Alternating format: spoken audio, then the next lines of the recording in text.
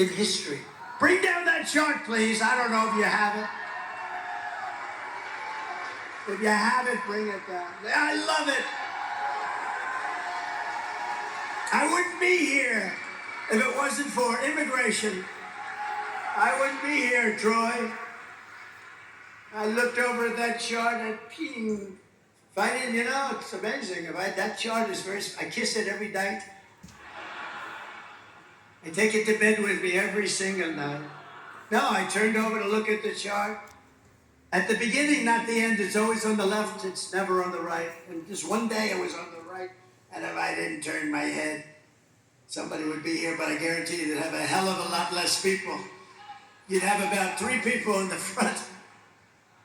But for all of that, but take a look at that. When you look at that chart, see the arrow at the bottom? That's the lowest number of immigration we've ever had in our country in recorded history. And look what these stupid people allowed to happen to our country. That was the day I left office, right there. That was the day, the red arrow. Look what happened. And all they had to do is leave what I had. I had a policy, remain in Mexico. You have to remain in Mexico until you get checked out. And not a lot of people got checked out. Some very bad people were coming. And they wouldn't get in. They couldn't get in. We built hundreds of miles of wall, and boy, did it work. And then they could have thrown it. We had 200 miles that we were still putting up.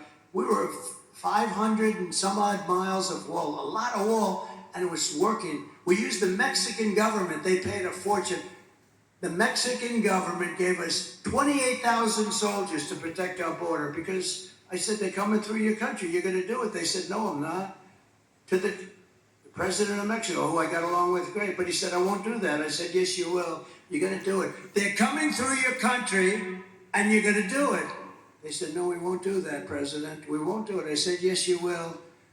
And I said, I guarantee you will. And they started saying, what the hell does this guy have in mind? And I said, if you don't do it, I'm going to put 100% tariffs on your cars and all other things you send into the United States, and we'll make so much money, we'll be able to hire all the security we want. And they said, Mr. President, we've decided that we would love to do it. We would love to do it. They paid a big price. Mexico paid a lot of money toward our wall. Let me tell you, they gave us great security. They had a lot of soldiers, thousands and thousands of soldiers. I said, free of charge. I'm not reimbursed. I didn't reimburse them. And then when these clowns took off, think of it, remain in Mexico. Catch and release. So we had catch and release in the United States. We made a minor change. We catch and release in Mexico. That's a big difference. Would you say that's a difference? That's a big difference.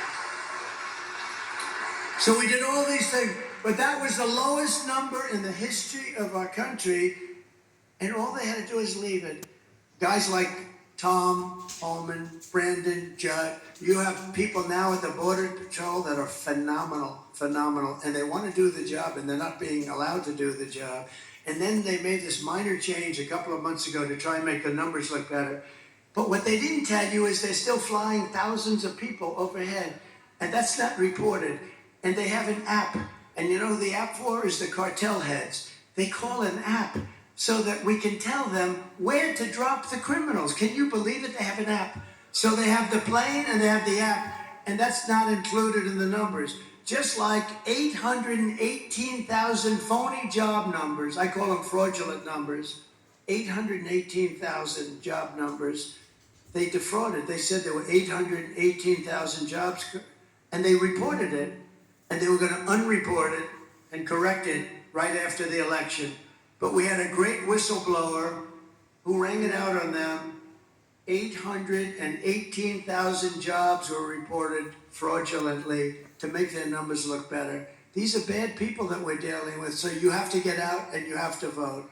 You also need to vote for the next senator, and I mentioned him, and he's great. He's strong, he's powerful. If he wants, he can come up, or he can just sit the hell down. Trump because you're live. gonna vote for him anyway. I got it. In Wisconsin, baby.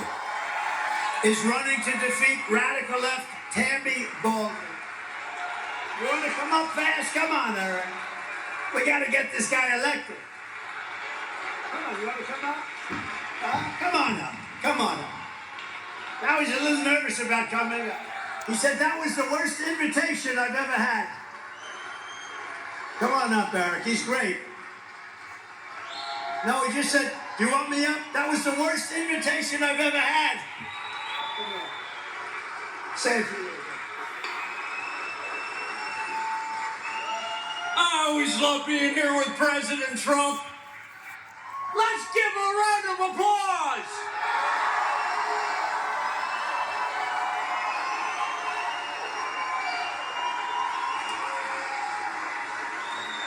President Trump, I was talking to the folks beforehand. In business, results matter. You know, you got to get a deal done. You got to make money. You've built one of the most successful careers, biggest developer. I've spent my life in the private sector building businesses. We're going to get this country moving.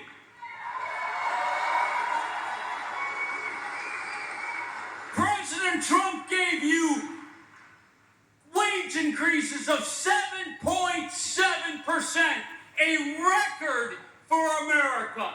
That's results.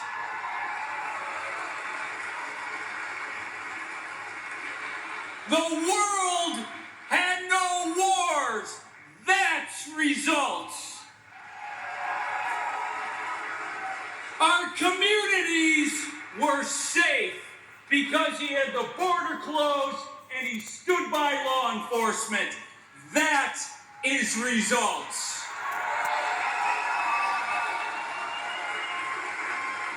Senator Baldwin, Kamala Harris, they're career politicians that have never accomplished anything and have failed at everything. Very true.